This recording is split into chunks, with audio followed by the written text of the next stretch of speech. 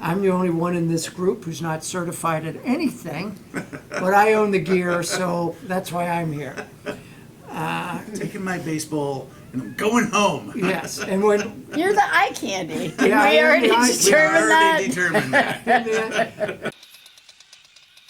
They're back.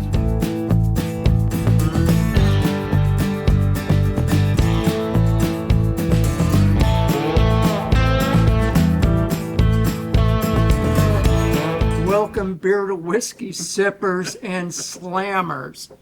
We're so glad that you joined us today. We know you have other things you could be watching on YouTube, but here you are taking a pause for the cause and watching us.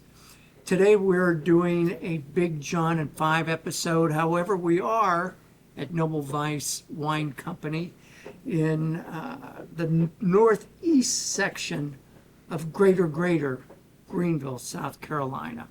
And Noble Vice is basically a boutique kind of wine store, beer store, tap room. So they do all kinds of events here. We have the proprietor sitting between Big John and I, Susie Barrows, who not only runs Noble Vice, but she's also a certified somm. Big John Richards on the other end is our beer whisperer and a certified cicerone. I'm the only one in this group who's not certified at anything, What would you say you do here? but I own the gear, so that's why I'm here. Taking my baseball and I'm going home. Yes, and when You're the eye candy. Yeah, I we am already the eye candy. We determined that. already determined that. and when I started this introduction, there were actually heads on this beer, but there aren't anymore. But anyway, Big John picks Such the a beer. What do we got? We have a beer from Westbrook, which is down in Mount Pleasant, South Carolina, which is in Charleston, for those of you who aren't familiar with South Carolina geography. Is this one your own? No. This one? No. But they are kind of a staple of South Carolina brewing now. They've probably, I would say, the most well-known brewery outside of South Carolina, from South Carolina. And they make some wonderful beers, probably most famous for their big Mexican cake beer, which is one of the big mole stouts, and one of the first ones. So I think they're on their 13th or 15th anniversary of Mexican cake, which is some time in the beer world. And we carry that in here. Yes, Yeah. that is here on the shelf. And this is one of the draft beers that Susie carries here, and it's a Munich Dunkel Lager. So it's a dark. Dunkel is just the German word for dark. It's a dark, clean, easygoing lager. And when people think, oh, I like lagers or I like ales, they almost always associate ales with dark colors and lagers with light colors. But lagers go all the way to black, and ales go all the way to almost clear. So it's a no longer clear because we got rid of Miller Clear, thank God.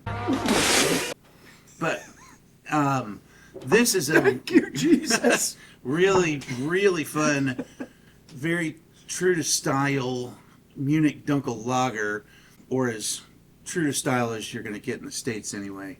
But super clean, 5.5%, bready, almost no bitterness, light-bodied and super easy to drink. Super good food beer, especially with like any kind of a sandwich. Dunkel Lager is so good with it.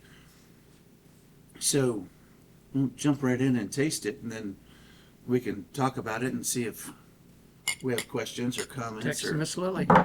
snide remarks. Oh man. I think my So- first question is going to be, is there like something besides a Munich Dunkel Lager? Yeah. Or is it just associated with Munich? It's associated with Munich. It can be brewed anywhere, but I like the BJCP, which is the Beer Judge Certification Program. They publish the style guidelines for everything that's considered a style by the BJCP. Right, right. And they They just call it Dunkel Lager. But I guess because through my history and just being specific over the years, I have those three words just roll off my tongue together. It's Munich Dunkel Lager. It doesn't mean it has to come from Munich. It just means that that's kind of where the style originated. It's not And like Madrid Dunkel. Right, yeah, right. Poughkeepsie. Yeah. The beer history, and a lot of wine history, I'm sure, is similar, that there's some nebulous or some uncertainty isn't the right word, I don't think it means what you think it means. but some amount of historical smoke.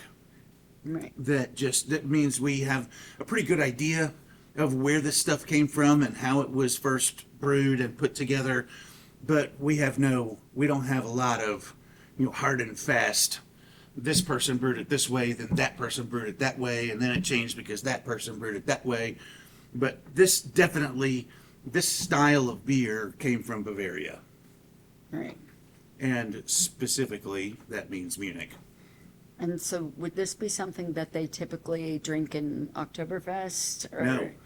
That's a darker style? It's a lighter style. Oh, it's a lighter style. So This has a lot of, to me, bread and dough. it's bready, super bready. Yeah. When I smelled it, my first instinct was to go, oh my God, what a bunch of caramel. But then it immediately drops into like a I was gonna say a rye bread, but it's like a marble rye bread. So it's Right. not Yeah. it's not that really spicy caraway rye. It's a darker bread, but not the super spicy kind, and it's not all the way down to, really roasty, dark, burnt pumpernickel bread either. But it's like almost to me like a lighter style of pumpernickel. Like, Yeah, I agree, and which kind of why my head went to like marble rye, Right. Because it's something in between. Yeah. But that's the whole point. Is it's bready, it's satisfying, it has a little bit of weight, just enough to give it some texture without getting heavy or big in any way. Whereas if you saw a brown ale this color, you're likely going to get a lot more oomph. Right. Yeah. Versus a very, very light finish on this. Yeah. Yeah. Not being a beer whisperer myself, when I look at a dark beer, I just kind of assume it's going to be heavy. Right. Like I are just not I alone. just had lunch and like I want something sort of on the lighter end of the scale. Right. And I look at it and it's dark and I'm like, oh my God, that's going to be too filling. But it's crazy how much dark beer can be very light and clean like this. Yeah, this like is a really good clean. a good traditional porter is going to be this way. And that was the English plowman's lunch. It was a hunk of ham, a hunk of cheese, a big piece of bread, and a porter. I want to be a plowman. Right? That sounds great. Exactly. But that's the porter, you get this idea that it's this big black beer and it's going to be heavy and overwhelming. And it's supposed to be refreshing, almost light on your palate. Well, and this does the same thing. Guinness is pretty light on your palate. Guinness It's is pretty weird. thin. Guinness is thin, and it is a light calorie beer. Right. But Guinness feels more weighty when you drink it because it's not carbonated. It's nitrogenated.